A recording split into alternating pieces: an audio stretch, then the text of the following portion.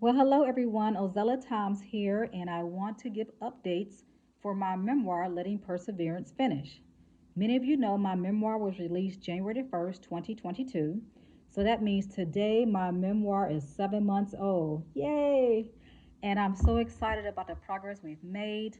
I want to say thank you to many of you who purchased more than one copy of my book. Some of you purchased a e-copy and a paperback. Some of you purchased several paperbacks and gave them to friends and family. So I just thank all of you who purchased a copy of my book, whether you purchase a copy online or you purchase it at a book signing. Thank you so much for doing so. I also want to thank John Dominguez and Terry Jones. They coordinate and lead the King Chavez Scholars Program at UW Whitewater. They are using my book this summer for their bridge program and their King Chavez Scholar students who are coming in, those incoming freshmen.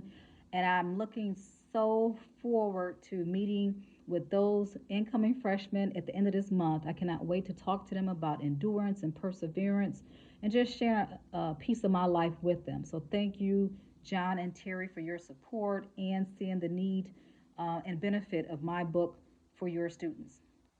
I also want to thank Karen at the Book Teller. She's the owner of the Book Teller. And those of you who have not purchased a copy of my book and you are in Whitewater, please consider purchasing your copy from her. She also allowed me to have a book signing at her bookstore a couple months ago. And so it was just a great experience. I'm really grateful for that and her support of my book as well. To date, I have sold 332 copies of Letting Perseverance Finish.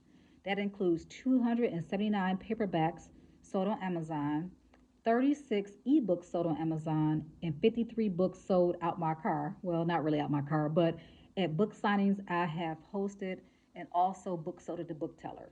So, again, thank you to all of those who have purchased a copy of my book and some of you who purchased several copies. I ask that you please consider going on Amazon and rating my book. You can just rate it with a number, or you can include a comment as well. Please consider doing that if you've not done so. That will really help with my sales and also how they rank my book on Amazon. Some of you may not purchase my book on Amazon, but you purchase it from a book signing or you purchase it from the bookstore, from the book teller. Consider just posting something about my book and using the hashtag letting perseverance finish. I just really need to get more out in regards to the book. I need to do more marketing. I realize that I am, happy about the sales. I've had 332 books. I think is amazing, but I know I need to do more and I really need your help. I know you've supported me thus far, and I know you will continue to do so. So, thank you so much to all of you. Now, I do have an event coming up this Friday, August the 5th. I will be presenting at the Endless Possibilities Conference hosted by UW Whitewater and Facets and several organizations in Wisconsin. And this conference have went on for the past several years. Endless Possibilities. You can Google that and it will come up. Endless Possibilities Whitewater, UW Whitewater, probably the best way to find that. And they may still have more spaces for this conference, but it is virtual and is being held this Friday. It's an amazing lineup of presentations for those who support students, for educators, social workers, faculty, parents, families. So please consider looking the conference up and registering for it. I will be presenting in regards to how to support foster youth. So I will be presenting as well. So please consider registering for this virtual conference. If you are interested, just look it up. Some great presentations. I think it's maybe about 15 presentations, maybe 12, 15 presentations. So consider doing so. On a personal note, this past Saturday, I got a text message from one of my former foster youth, and many of you know I am a licensed foster parent for the state of Wisconsin, and I've actually fostered six children. And I had a couple of foster children who left my home in not the best manner. It wasn't in a manner I wish they would have left, but they did. And one of those individuals sent me a message on Saturday, and the message just said, "Thank you."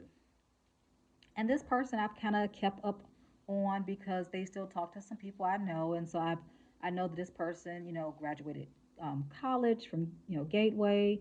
I know this person got married a little while ago, and I also know this person has a child on the way, and so I knew some things about this person's life because I have a couple people who've given me updates on this individual, and I'm very proud of them. But it just really touched me when they texted me this past Saturday and said, thank you. And I was like, well, hey, congratulations on these great life events. And I said, thank me for what? And they was just like, for everything you did for me. And I said, it was my pleasure.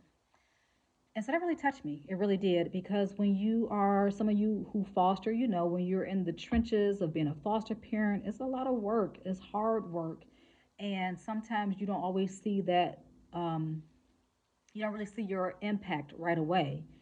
Just like being a parent, you don't see your impact as a parent right away, or as a teacher, you don't always see your impact right away. And so, for me to get that text message, and this individual left my home over wow, actually, I guess a couple years ago, and this was the first time they actually said thank you, and so really special to me. And so, because of that text message, I do want to read a little bit of my book, um, about Jessie B. Harris. She was my foster mom my senior year of high school, and just a very special person to me.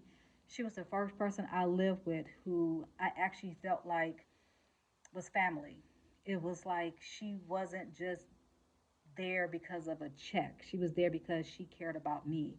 And that's how she made me feel. And so I'm just going to read a little bit about her, and we will end this video in regards to 7 months.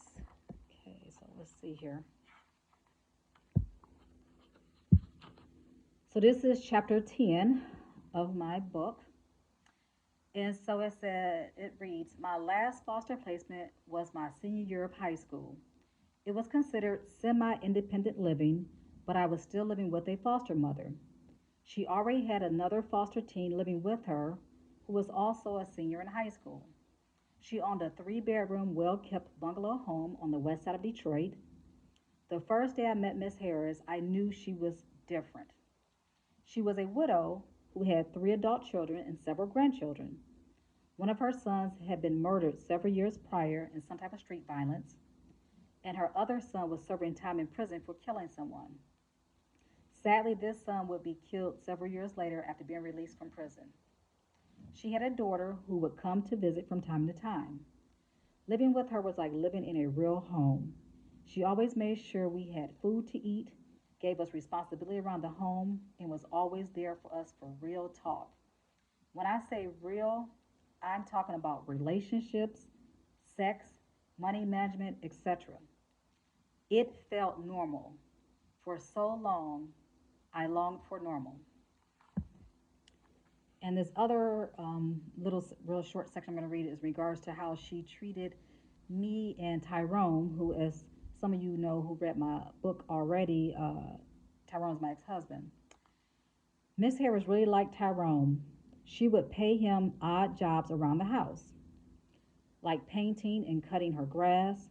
Her payments for these odd jobs were always over market value. I really believe she was pouring into us as a couple. She treated me like a daughter and him like a son.